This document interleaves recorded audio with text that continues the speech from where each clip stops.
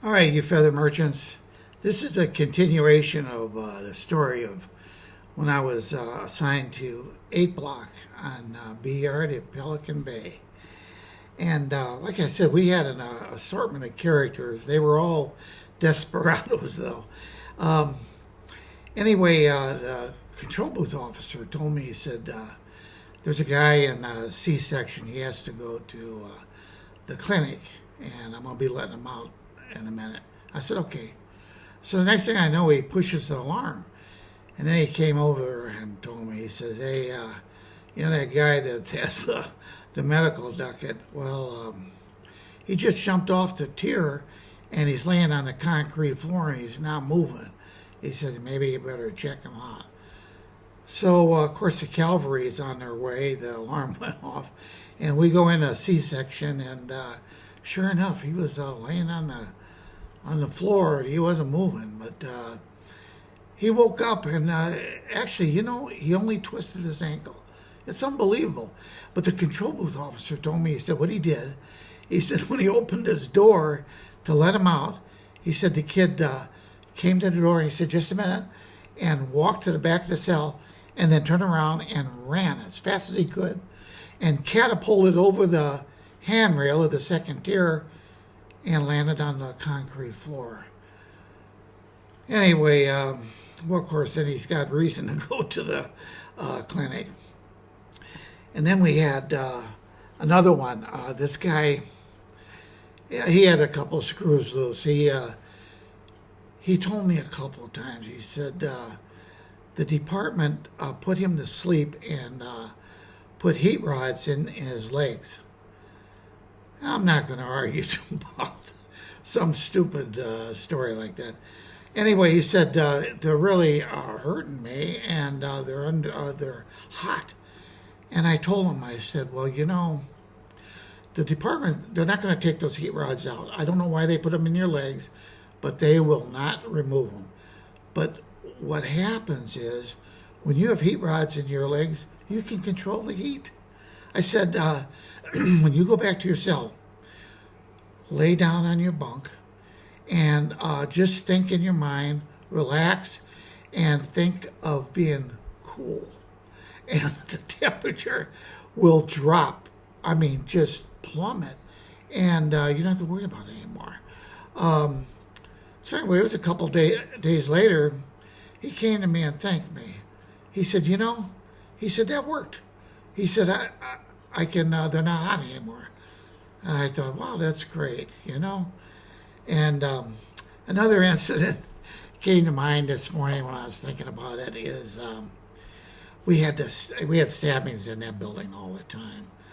And like I said, they weren't allowed to go to the GP yard, although that was like a gladiator yard in itself. But they're going to concrete yard. This guy stabbed some kid, and the guy that did the stabbing, we had him in cuffs, and he's laying face down on the concrete. The security squad, they show up, and they're going to take photos and that sort of thing. And they saw the blood on the floor, and they're going to take a sample of the blood with a Q-tip. And when they said that, it brought the fact that the blood was on the floor to the guy's attention that did the stabbing, and he scooted over to where the blood was, and he licked it off the floor.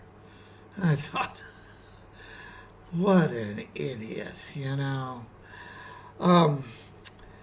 Then another interesting incident, and it was in B section on the upper tier, and there were two Southern gang members, Mexican gang members, up on the top tier.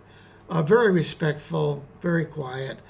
The one got really sick, though. He said he had to go to the hospital. And they did. They took him to the hospital. He was really sick.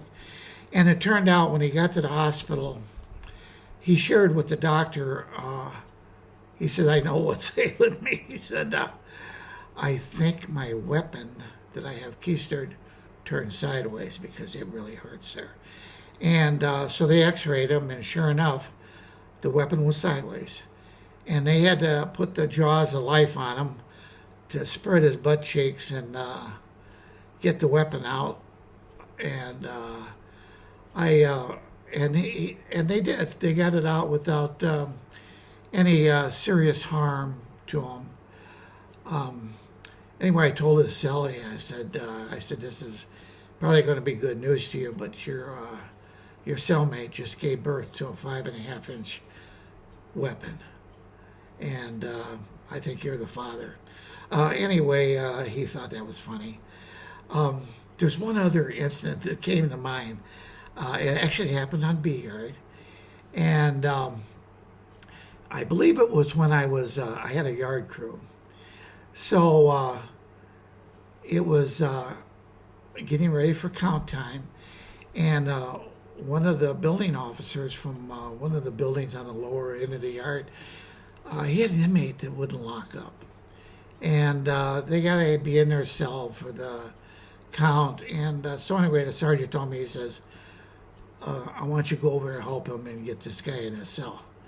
So I went over there. I knew who the inmate was.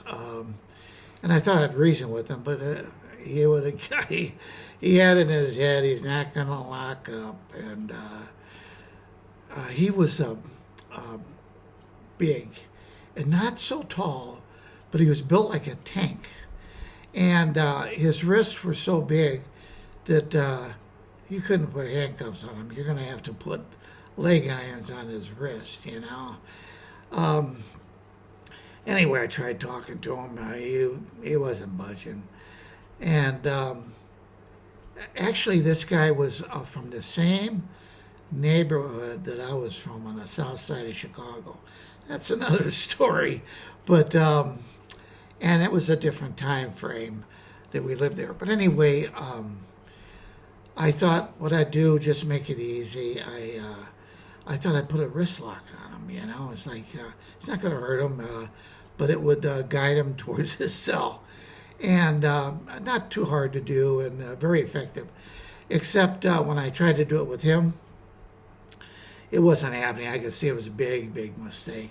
And now we have an audience. Everyone in the section, they're watching this. Now, I don't want to fight this guy. And I told him, I said, look, I said, I thought I'd just try to trick him. And I said, you know, the sergeant told me, I'm saying this real low, I said, sergeant told me, he says, if you have any trouble getting him to lock up, he said, you call me on the radio, and that'll be the signal to send some people over to help you. And I said, these guys are going to come over and help me. They're going to hurt you. That's a made-up story.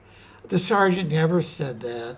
I wasn't going to call him or anything like that. I just would go back and tell him, you probably need an extraction team, you know, that's all. And but you know what? He believed me, and he said, okay, I'll lock up. And I thought, wow, this is unbelievable. And he did. He walked to a cell and locked up. And anyway, interesting times on that yard. And this all took place in the 90s, real early 90s. Anyway, you feather merchants, I'll think of some other stories to tell you. And actually, I got one that is where I grew up on the south side of Chicago. I've been thinking about sharing that story because it's really interesting. Because I grew up in the 40s, you know. Yeah, that's when I was a little kid, you know, 40s, the 50s. Anyway, I'm going to sign off, and you feather merchants have a good day.